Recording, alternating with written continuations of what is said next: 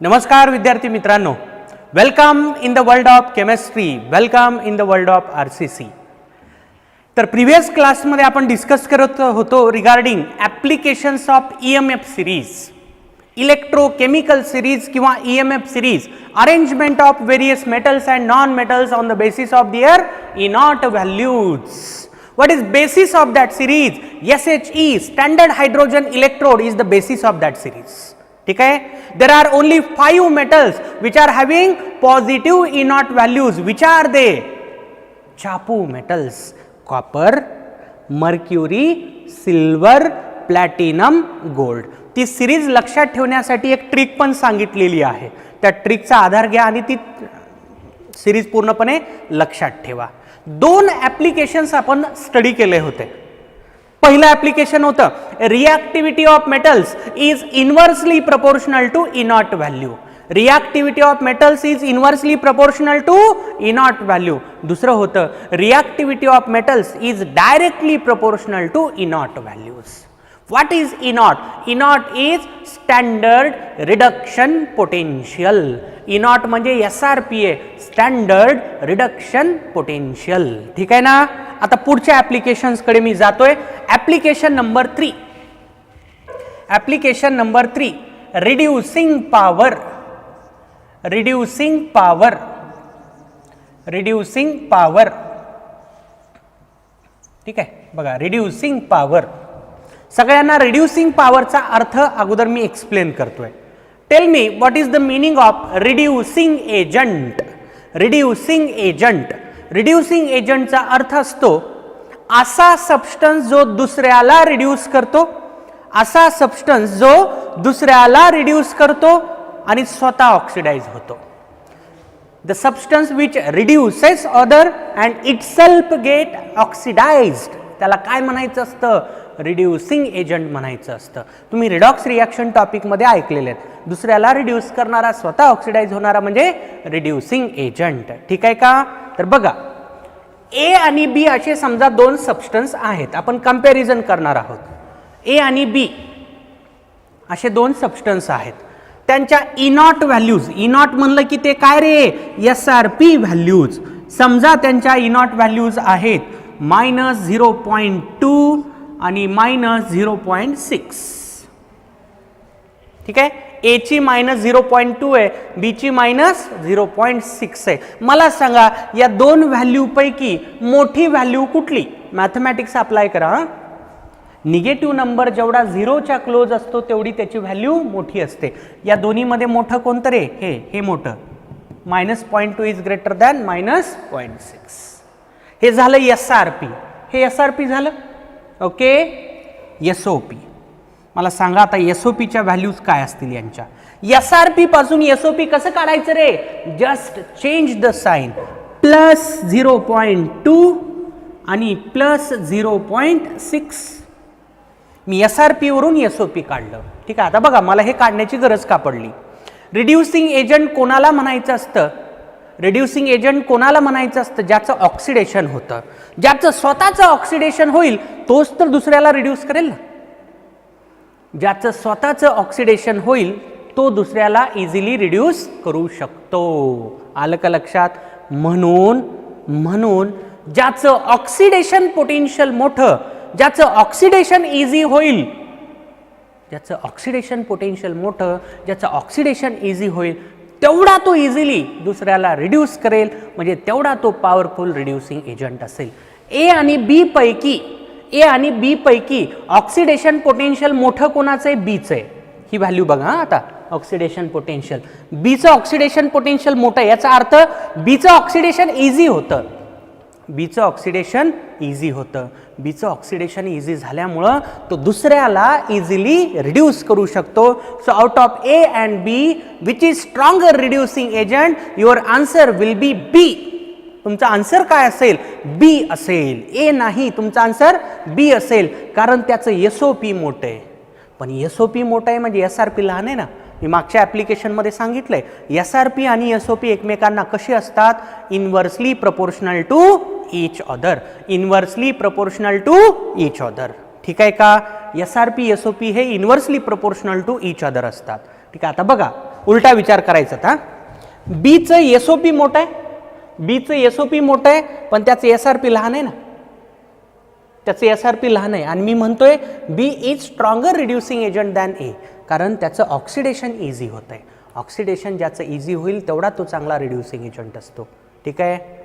ज्याचं E naught कमी, ज्याचं ई नॉट कमी तो मोर स्ट्रॉंगर रिड्युसिंग एजंट, ज्याचं ई नॉट कमी तो मोर स्ट्रॉंगर रिड्युसिंग एजंट. म्हणजे रिलेशन कसं झालं, inversely proportional to E naught, inversely proportional to E naught और डायरेक्टली प्रपोर्शनल टू एसओपी, कारण हे ई नॉट म्हणजे एसआरपी असतं. Reducing power is inversely proportional to E naught, directly proportional to SOP. Similar to reactivity of metals, मेटलच्या रिॲक्टिव्हिटीसाठी पण अशीच relation मिळालेले आहेत आपल्याला, एक्झॅक्टलीच आहे.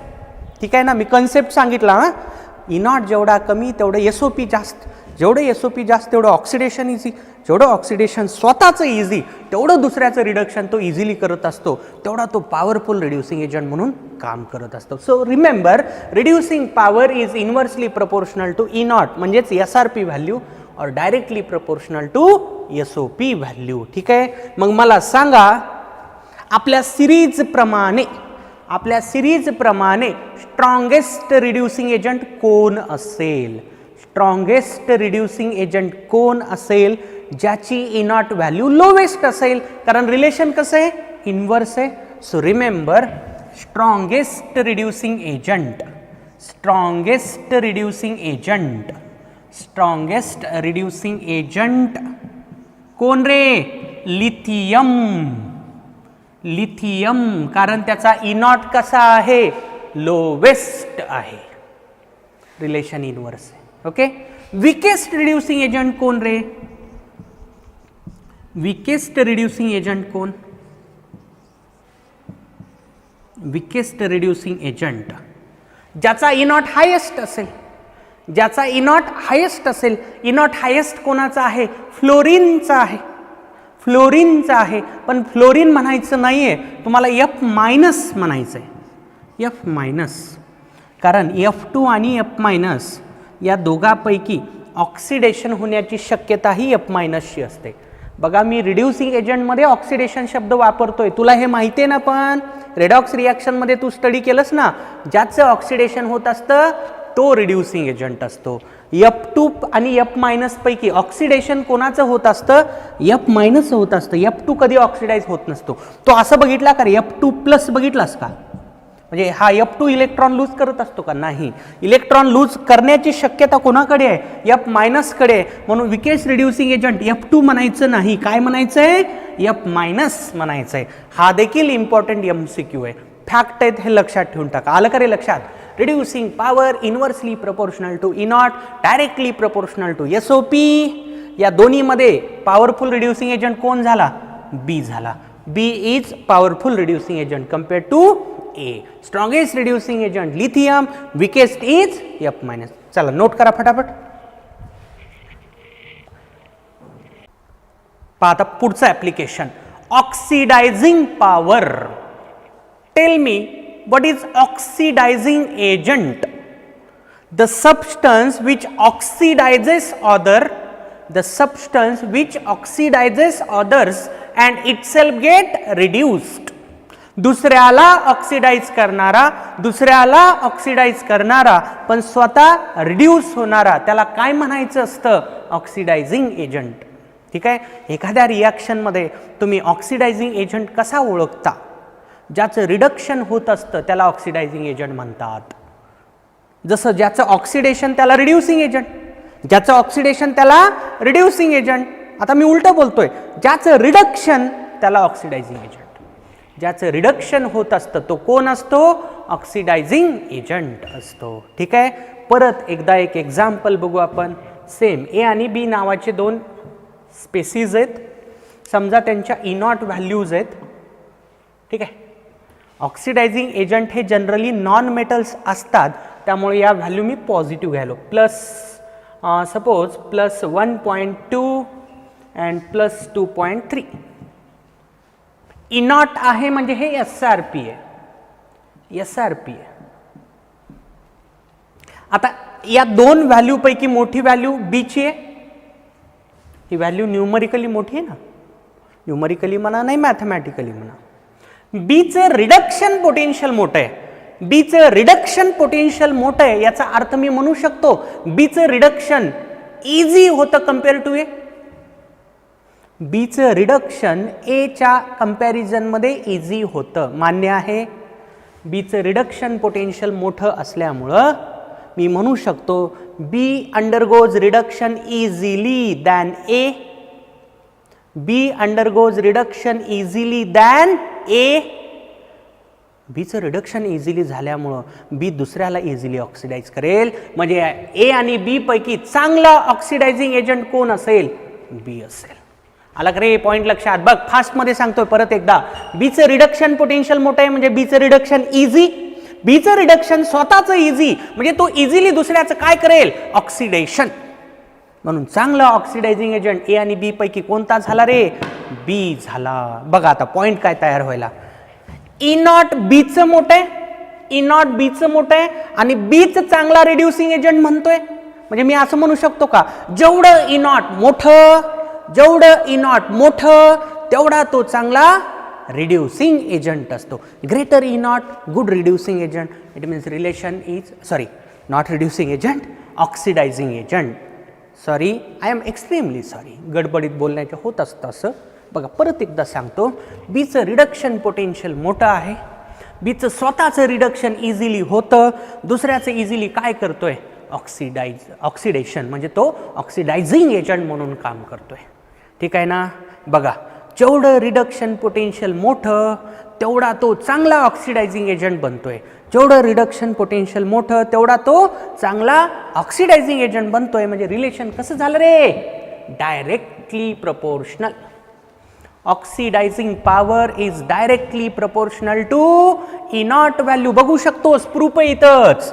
बीचं ई नॉट मोठं आहे, मी म्हणतोय B is good reducing sorry B is good oxidizing agent compare to ए.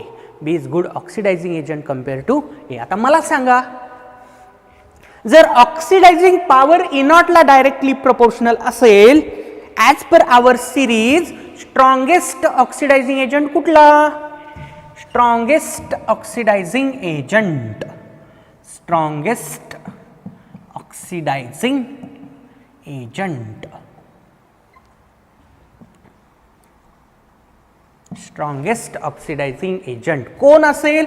ज्याचा ई नॉट हायेस्ट असेल. कारण रिलेशन कसं आहे? डायरेक्ट.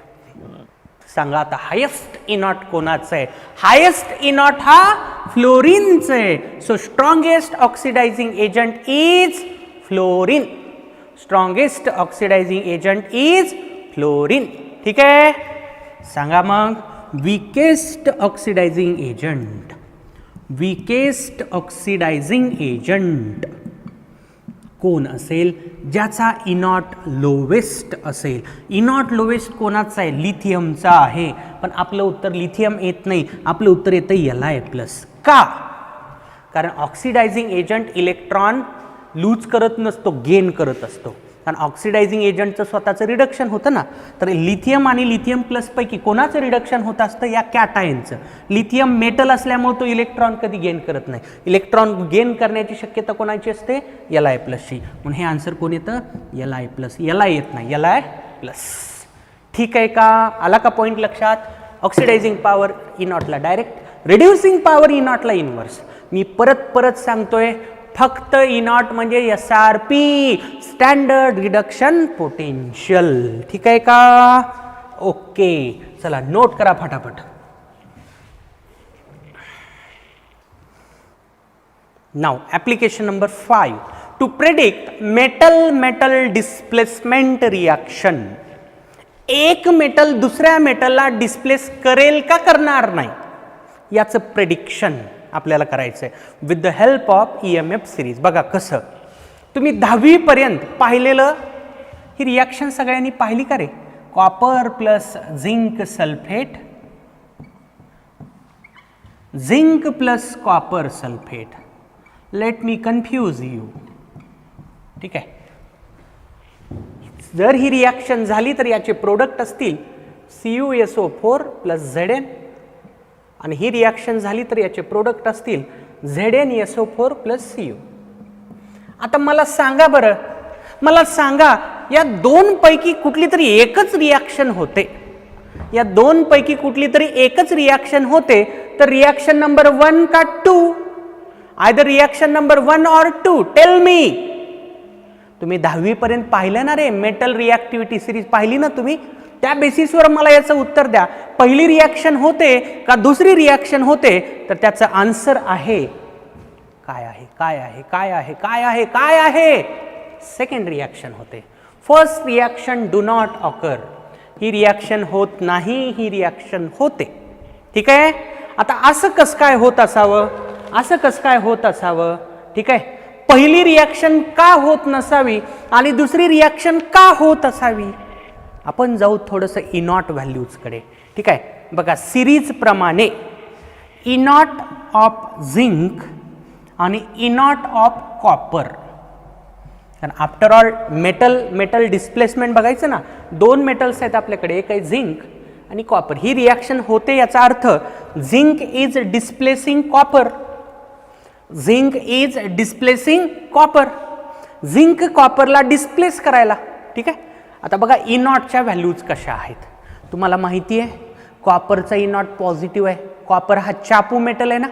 कॉपर कोण आहे रे? चापू मेटल आहे. चापू सांगितलेत ना, 5 मेटल ज्यांच्या इनॉट व्हॅल्यू कशा असतात? पॉझिटिव्ह असतात.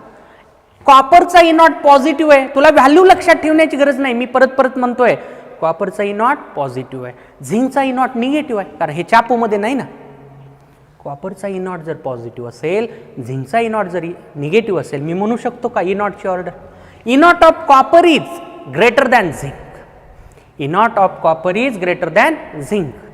आपण पाहिलंय मगाशी reactivity of metal.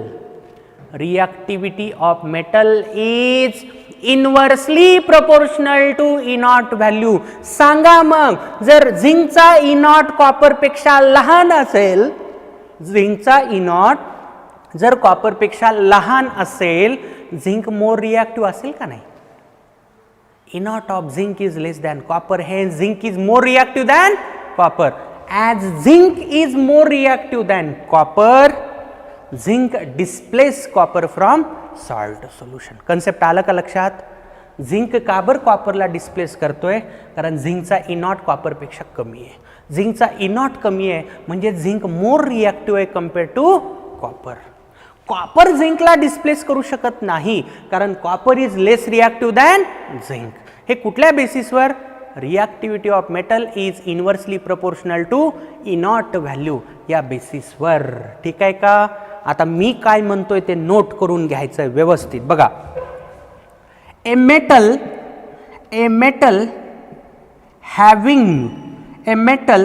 Having less E naught value can displace. Less E naught value म्हणजे मी लिहितो ब्रॅकेटमध्ये मोर रिॲक्टिव्ह मेटल. इनॉट कमी असणे म्हणजे रिॲक्टिव्हिटी मोर असणे मेटलची. More reactive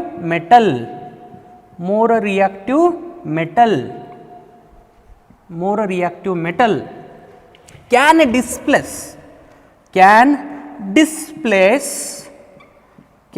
displace a metal having more inert value. more inert value म्हणजे less reactive metal. more inert म्हणजे less reactive metal. ठीक आहे का? लक्षात राहील का रे? ज्या मेटलचा इनॉट कमी तो अशा मेटलला डिस्प्लेस करतो ज्याचा इनॉट मोर आहे, किंवा more reactive metal can displace less reactive metal. पण कुठून? From salt solution. Zinc sulphate, copper sulphate हे कोण आहेत रे? सॉल्ट आहेत ना. सॉल्ट सोल्युशन मधली ही रिॲक्शन आहे. ठीक आहे. मला सांगा मग, सिरीजचा विचार करता आलं पाहिजे. बघा, असा कोणता मेटल असेल जो सगळ्या दुसऱ्या मेटलला डिस्प्लेस करू शकतो सॉल्ट सोल्युशनमध्ये, ज्याचा ई नॉट लोवेस्ट आहे? कोण आहे तो? लिथियम. लिथियम सगळ्यांनाच डिस्प्लेस करू शकतो कारण त्याचा ई नॉट कसा आहे? लोवेस्ट आहे. मी मेटल म्हणतोय, लिथियम. हां, असा कोणता मेटल असेल जो कोणालाच डिस्प्लेस करू शकणार नाही? गोल्ड. शेवटचा मेटल आपल्या सिरीजमधला कोण आहे रे? गोल्ड आहे. गोल्डचा ई नॉट हायेस्ट आहे सगळ्या मेटल पैकी. परत तेच बोलतो मी, among all metals fluorine, chlorine, bromine आणि आयोडीन हे नॉन मेटल्स आहे. ठीक आहे, सगळ्या मेटल्समध्ये हायेस्ट ई नॉट कोणाचा आहे? गोल्डचा आहे. गोल्ड कोणालाच डिस्प्लेस करणार नाही. गोल्ड कोणालाच डिस्प्लेस करणार नाही. गोल्डला सगळेजण डिस्प्लेस करतील. गोल्डला सगळेजण डिस्प्लेस करतील. गोल्ड कोणालाच डिस्प्लेस करू शकत नाही. लिथियम सगळ्यालाच डिस्प्लेस करतो. लिथियम सगळ्यांनाच डिस्प्लेस करतो. लिथियमला कोणीच डिस्प्लेस करू शकत नाही.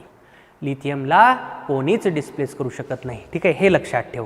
ज्याचा ई नॉट कमी, ज्या मेटलचा ई नॉट कमी, तो मोर ई नॉट असणाऱ्या मेटलला डिस्प्लेस करतो.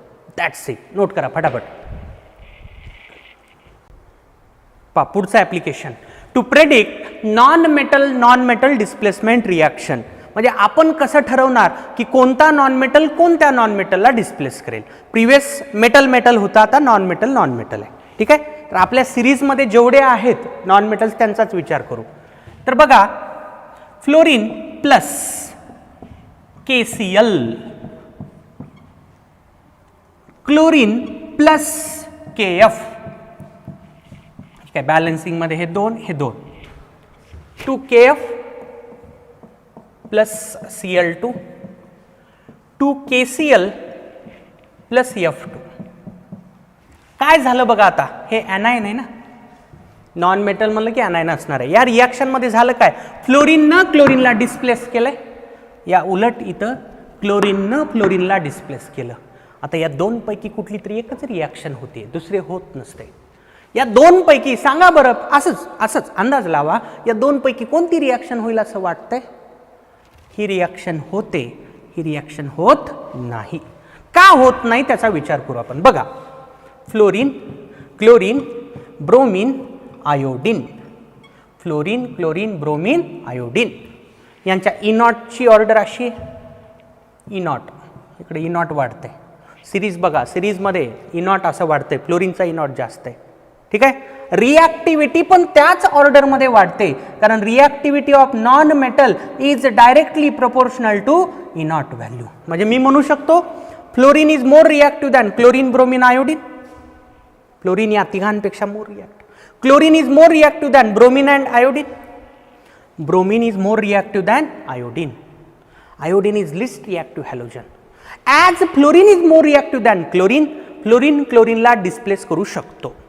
क्लोरीन ब्रोमीनला डिस्प्लेस करेल कारण क्लोरीन ब्रोमीनपेक्षा मोर रिॲक्टिव्ह आहे. ब्रोमीन आयोडीनला डिस्प्लेस करेल, आयोडीन कोणालाच डिस्प्लेस करणार नाही. म्हणजे असं म्हणूत का, ज्या नॉन मेटलचा ई नॉट मोठा, ज्या नॉन मेटलचा ई नॉट मोठा, जसं फ्लोरीनचा ई नॉट मोठा, तो लेस ई नॉट असणाऱ्याला म्हणजे क्लोरीनला डिस्प्लेस करतो. ए नॉन, नोट करा, चला सगळेजण लिहितील. A non metal having more E naught, a non metal having more E naught, ब्रॅकेटमध्ये लिहा मोर रिॲक्टिव्हिटी. नॉन मेटलची रिॲक्टिव्हिटी ही ई नॉटला डायरेक्टली प्रोपोर्शनल असते. A non metal having more E naught, ब्रॅकेटमध्ये लिहा more reactive non metal, bracket close, can displace another non metal having less E naught, another non-metal having less E naught, bracket मध्ये लिहा लेस reactive non metal. ठीक आहे, लक्षात आलंय सगळ्यांच्या? Okay, जेवढे ऍप्लिकेशन्स आज घेतलेत ना ते व्यवस्थित लक्षात ठेवायचे. ओके, चला नोट करा. आता 7वं ऍप्लिकेशन, EMF सिरीजचं 7th ऍप्लिकेशन बघा. To predict the displacement of hydrogen from hydrogen from dilute mineral acids, dilute mineral acids, dilute mineral acids. ठीक आहे. आता डायल्यूट मिनरल ॲसिड म्हणजे कोण, तर हे dilute HCl, dilute HCl, dilute H2SO4 etcetera. Inorganic acid म्हणजे mineral acid, carbon नसणारा acid म्हणजे मिनरल ॲसिड. तर अशा ॲसिडच्या डायल्यूट सोल्युशनमधून हायड्रोजन गॅसचं डिस्प्लेसमेंट होतंय का होत नाही, होतंय का होत नाही याचं प्रेडिक्शन. ठीक आहे. Let us have one example. Okay, suppose we have taken magnesium plus dilute HCl, magnesium आणि डायल्यूट HCl ची रिॲक्शन, आणि सिल्वर प्लस डायल्यूट HCl ची रिॲक्शन. ठीक आहे. Magnesium reacts with dilute HCl to form magnesium chloride with the liberation of hydrogen gas.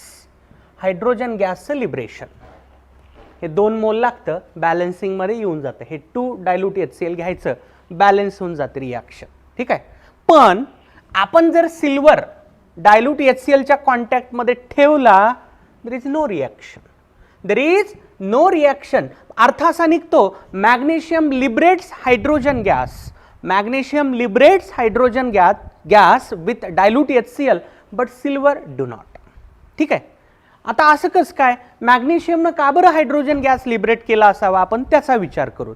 या रिॲक्शनचं जर mechanism जर आपण थिंक केलं, इथं हायड्रोजन +1 आहे, इथं हायड्रोजनची ऑक्सिडेशन स्टेट किती रे, 0, फ्री एलिमेंट आहे ना.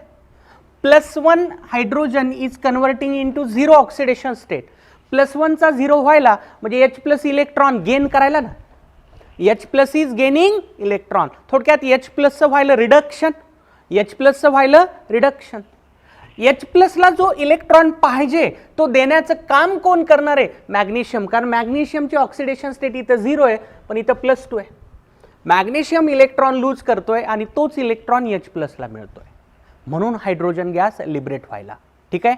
आता थिंक करा, मॅग्नेशियम इलेक्ट्रॉन कसं काय लूज करू शकतो, because magnesium is more reactive, कारण त्याचा इनॉट निगेटिव्ह आहे. मॅग्नेशियमचा इनॉट निगेटिव्ह आहे, मॅग्नेशियमचा इनॉट निगेटिव्ह आहे म्हणजे SRP निगेटिव्ह आहे, त्याचं SOP पॉझिटिव्ह असेल.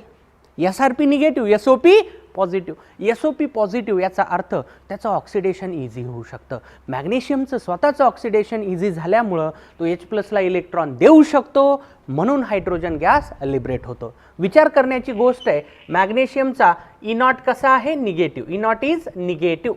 आणि सिल्वरचा इनॉट कसा आहे, पॉझिटिव्ह, इनॉट इज पॉझिटिव्ह. इनॉट म्हणजे SRP, मॅग्नेशियमचं SRP निगेटिव्ह आहे म्हणून SOP पॉझिटिव्ह. या उलट सिल्वरचं SRP पॉझिटिव्ह आहे म्हणजे सिल्वरचं SOP कसं असेल, निगेटिव्ह. सिल्वरचं SOP negative, standard oxidation potential negative, म्हणजे सिल्वर इझिली ऑक्सिडाइज होत नाही. सिल्वर स्वतःच जर इझिली ऑक्सिडाइज झाला नाही तो H+ ला इलेक्ट्रॉन देऊ शकत नाही, म्हणून हायड्रोजन गॅस लिबरेट होत नाही. आता तुला काय लक्षात ठेवायचं तेवढं मी सांगणार आहे. Only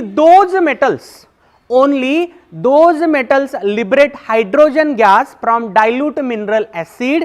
only those metals liberate hydrogen gas from dilute mineral acid which have negative E naught values. Negative E naught values असणारे मेटल हायड्रोजन गॅस लिबरेट करतात, पॉझिटिव्ह इनॉट असणारे लिबरेट करत नाहीत. आता पॉझिटिव्ह इनॉट असणारे मेटल किती आहेत रे सिरीजमध्ये, ओनली 5. विचार दे, चापू metals, copper, mercury, silver, platinum आणि गोल्ड, हे 5 मेटल्स आहेत फक्त. या 5 मेटल्स कडून हायड्रोजन गॅसचं लिबरेशन होत नाही जेव्हा ते डायल्यूट ॲसिड बरोबर रिॲक्ट करतात. बाकी जेवढे का मेटल असेनात, बाकी सगळे मेटल्स हायड्रोजन गॅस लिबरेट करतात. तू काय लक्षात ठेवणार आहेत, चापू मेटल, चापू metal do not liberate H2 gas, do not liberate H2 gas, but remaining all metals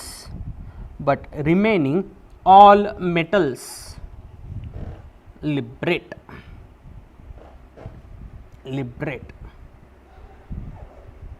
ठीक आहे का, लक्षात येईल का मग?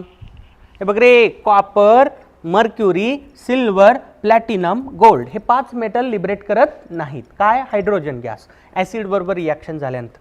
सिल्वर या 4 पैकीच एक आहे ना, ठीक आहे, बाकी सगळे लिबरेट करतात. बस एवढं एक सेंटेन्स तरी लक्षात ठेव. ओके, कन्सेप्ट पण सांगितला आणि तुला मल्टिपल चॉईस क्वेश्चन सॉल्व करण्यासाठी जे नॉलेज असावं लागतं ते देखील सांगितलं. दोन्ही गोष्टी तुला लक्षात आल्या पाहिजे. ठीक आहे का? So this is our application number 7. फटाफट नोट करा, लगेच पुढच्या ॲप्लिकेशनकडे मी जाणार आहे. Application number 8, to predict the liberation of hydrogen gas from water. म्हणजे कुठला इलेमेंट वॉटर बरोबर रिॲक्ट झाल्यानंतर हायड्रोजन गॅस लिबरेट करतो आणि कुठला लिबरेट करत नाही, हे आपल्याला स्टडी करायचं आहे. ठीक आहे, हायड्रोजन गॅसचं लिबरेशन होतं का होत नाही, आपण त्याचा विचार करणार आहोत.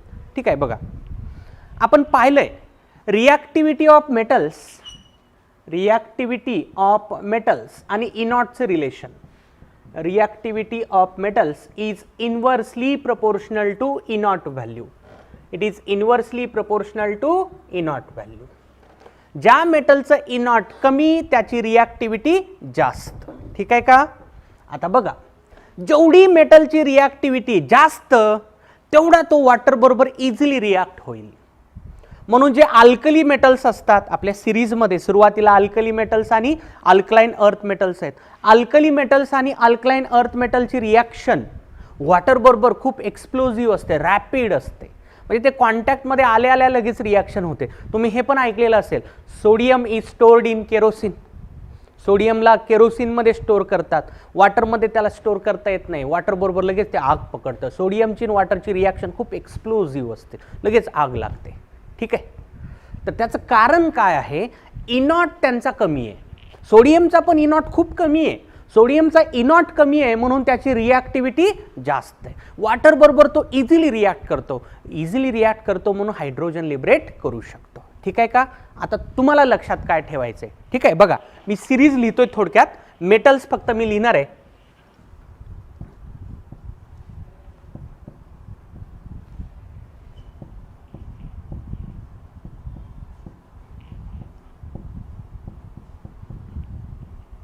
ठीक आहे, तुम्ही लक्षात ठेवलेली असेल, तुम्हाला ट्रिक पण सांगितलेली आहे. ठीक आहे,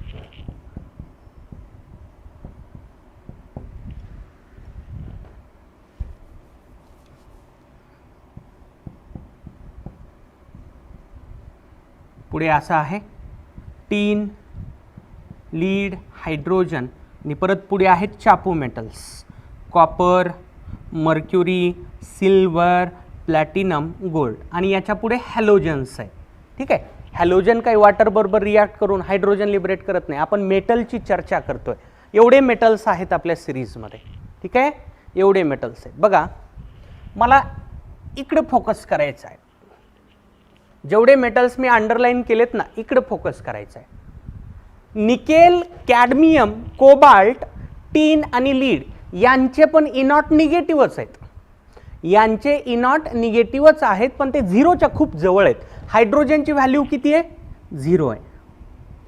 हायड्रोजनची व्हॅल्यू किती आहे? 0 आहे.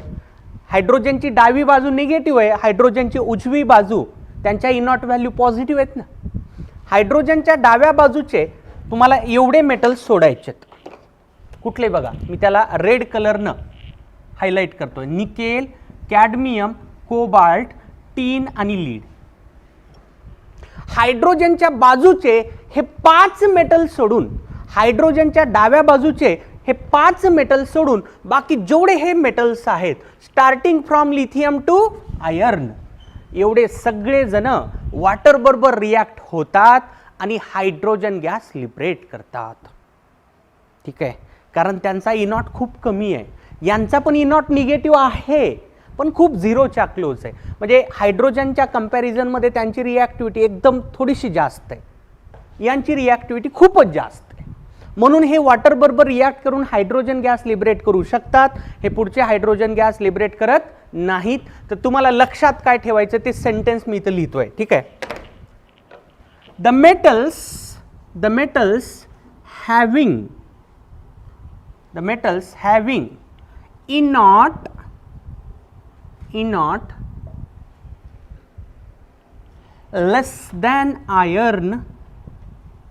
less than iron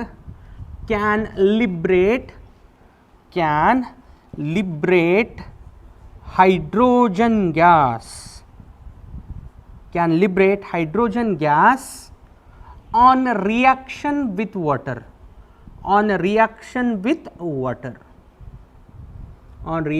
with water.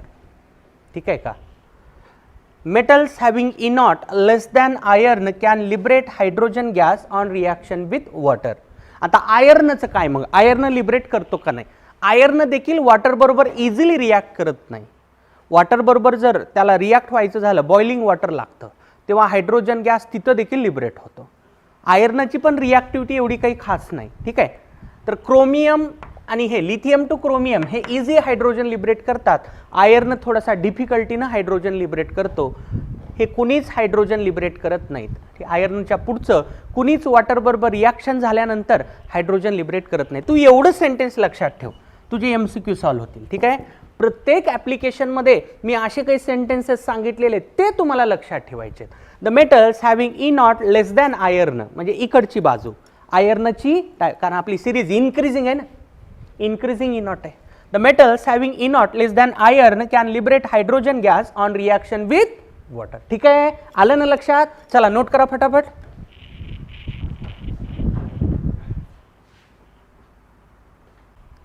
पुढचं ॲप्लिकेशन इन मेटॅलर्जी. तर मेटॅलर्जी हा वर्ड तुम्ही 10th स्टँडर्डमध्ये मे बी स्टडी केला असावा. मेटॅलर्जीचा साधा अर्थ सांगतोय मी, extraction of metal, extraction of metal from its or.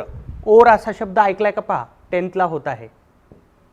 Metal मिळवणे कोणापासून, त्याच्या ओर पासून. ओर म्हणजे नॅचरली ऑकरिंग सबस्टन्स असतो ज्यामध्ये तो मेटल प्रेझेंट असतो, त्याच्यापासून मेटलचं एक्स्ट्रॅक्शन, त्याला काय म्हणतात, मेटॅलर्जी. 12वीच्या सिलेबसमध्ये टॉपिकच आहे मेटॅलर्जी नावाचा. ठीक आहे का.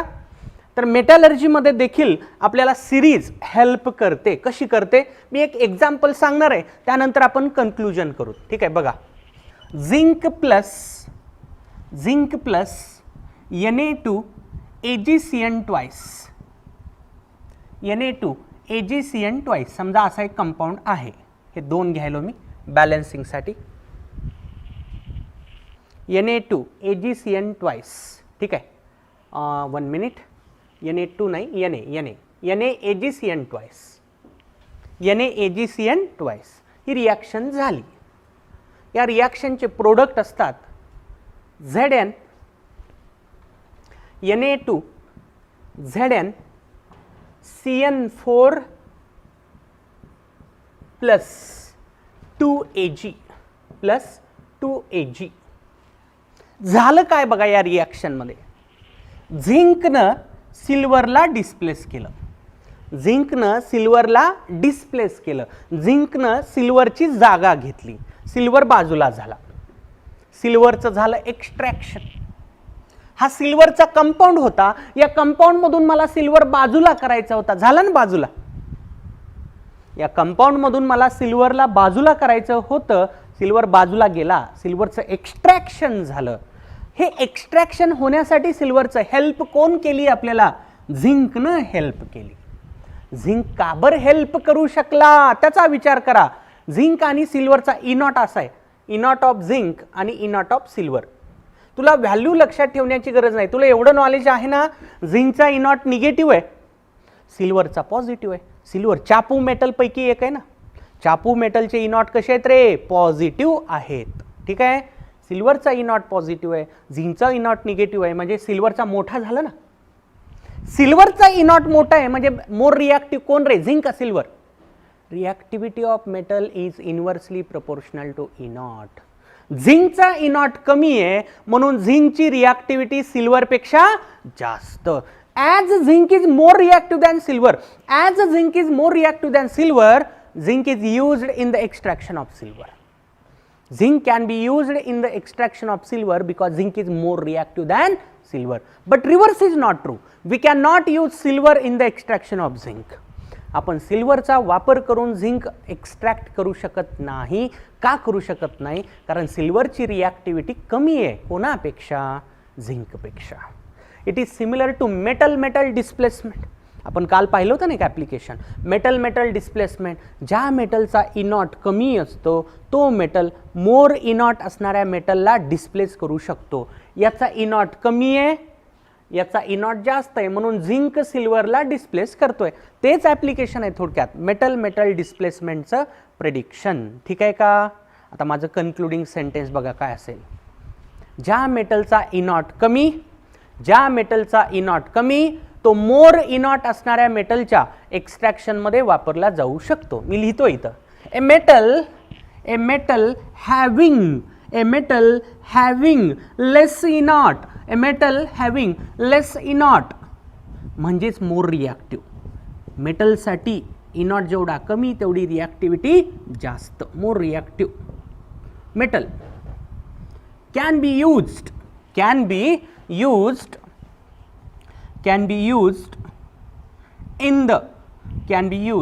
in the extraction of another metal having more inert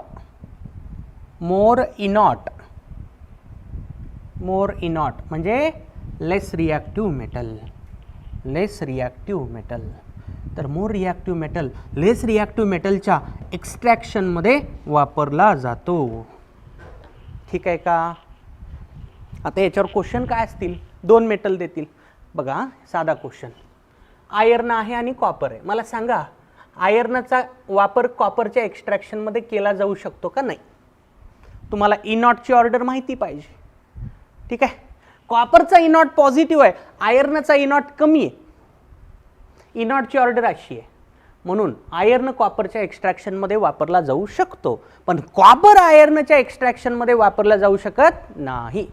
ज्या मेटलचा इनॉट कमी तो मोर इनॉट असणाऱ्या मेटलच्या एक्स्ट्रॅक्शनमध्ये वापरला जाऊ शकतो, पण मोर इनॉट असणारा मेटल लेस इनॉटवाल्याच्या एक्स्ट्रॅक्शनमध्ये वापरला जाऊ शकत नाही. याचं कारण पण सांगतो. हे काही पाठ करण्याची गोष्ट नाही. रिॲक्टिव्हिटी, मेटलची रिॲक्टिव्हिटी इनॉटला कशी असते? इनव्हर्सली प्रपोर्शनल असते. ठीक आहे, गॉट इट? चला नोट करा.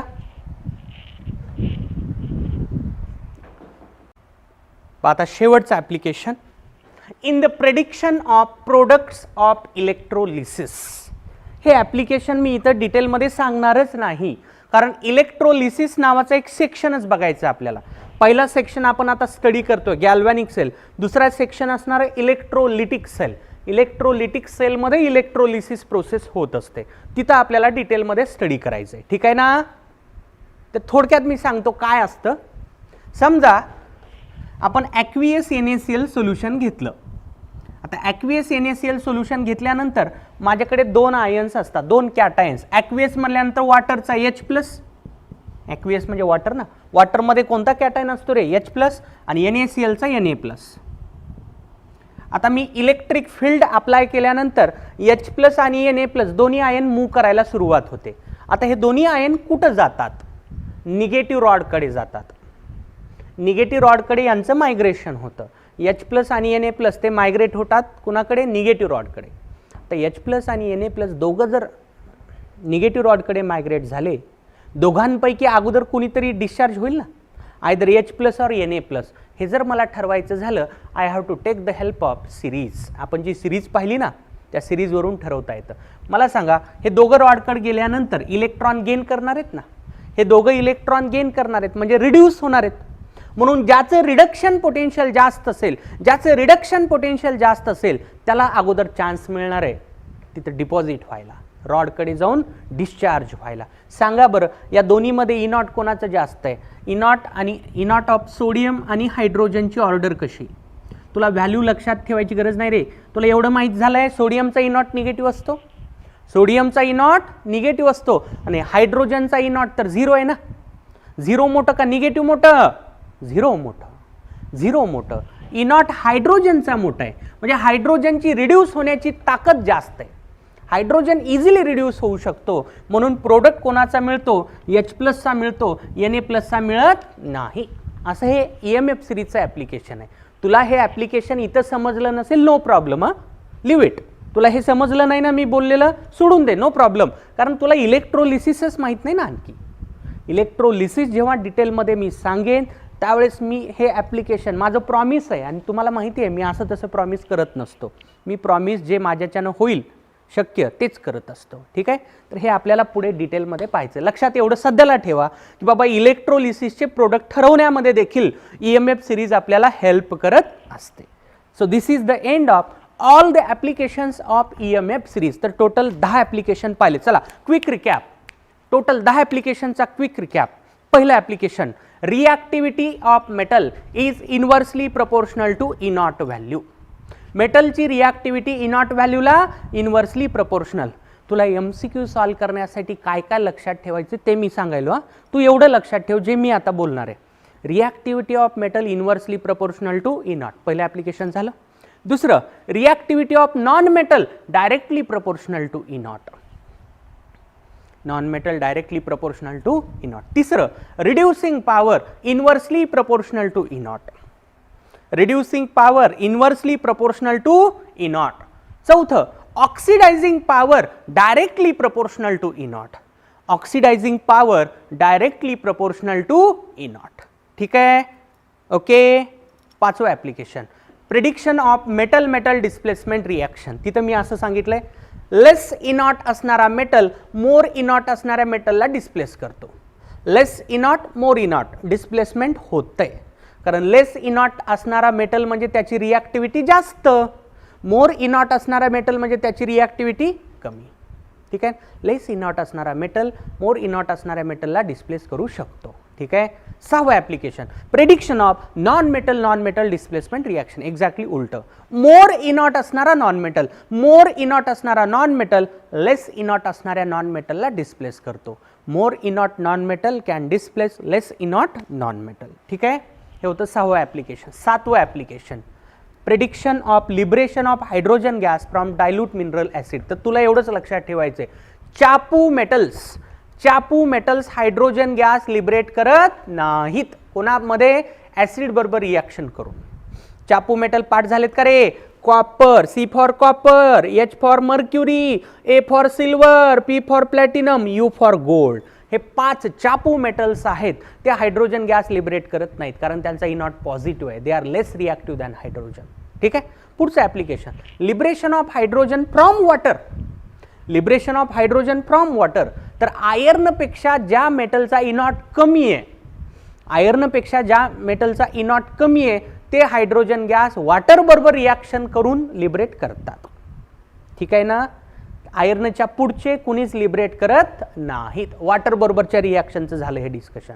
9वं ॲप्लिकेशन पाहिलेलं आपण, मेटॅलर्जी. असा मेटल ज्याचा ई नॉट कमी आहे, असा मेटल ज्याचा ई नॉट कमी आहे तो मोर इनॉट असणाऱ्या मेटलच्या एक्स्ट्रॅक्शनमध्ये वापरला जाऊ शकतो. लेस इनॉट असणारा मेटल मोर इनॉट असणाऱ्या मेटलच्या एक्स्ट्रॅक्शनमध्ये यूज केला जाऊ शकतो. But reverse is not true. Okay. आणि हे 10वं ॲप्लिकेशन ज्याची चर्चा आपली झालीच नाही असं समजा, in the prediction of products of electrolysis. Heading फक्त लक्षात ठेव सध्याला, हे पुढचं राहू दे, इग्नोर कर हे. ठीक आहे. चला आणखी एक गोष्ट सांगा मला, स्ट्रॉंगेस्ट रिड्युसिंग एजंट सांगा. कुठला रे स्ट्रॉंगेस्ट रिड्युसिंग एजंट? सांग. लिथियम. विकेस्ट रिड्युसिंग एजंट कोण? फ्लोरीन नाही, फ्लोरीन मायनस, F मायनस. ठीक आहे. सांगा strongest oxidizing agent. Strongest oxidizing agent is F2, fluorine. Weakest oxidizing agent lithium नाही रे. कोण? Lithium plus. ठीक आहे का. एवढे सगळे ॲप्लिकेशन्स व्यवस्थित लक्षात ठेवा. आता पुढच्या क्लासमध्ये मी या सगळ्या ॲप्लिकेशनवर नेमके मल्टिपल चॉईस क्वेश्चन्स कसे आत्तापर्यंत विचारलेत किंवा इथून पुढे कसे क्वेश्चन्स विचारले जाऊ शकतात, पूर्ण एक क्लास मी पूर्णपणे क्वेश्चन्सच डिस्कस करणार आहे. ठीक आहे ना. EMF सिरीज सगळ्यांनी लर्न करून ठेवायचे. तोपर्यंत लेकर बागल सर का नाम, ठीक आहे ना, ट्रिक सांगितली आहे तुम्हाला, ती ट्रिक व्यवस्थित लक्षात ठेवा. त्याचे ॲप्लिकेशन्स जे जे तुम्हाला MCQ सॉल्व करण्यासाठी मी आता बोललो ना, तेवढे सेंटेन्स लक्षात ठेवा. आता परत भेटूयात आपण पुढच्या क्लासमध्ये, आणि त्या क्लासमध्ये आपल्याला पूर्णपणे काय करायचं आहे, क्वेश्चन सॉल्व करायचे आहेत. EMF सिरीजचे सगळेच्या सगळे क्वेश्चन्स आपल्याला सॉल्व करायचे आहेत. Okay, thank you.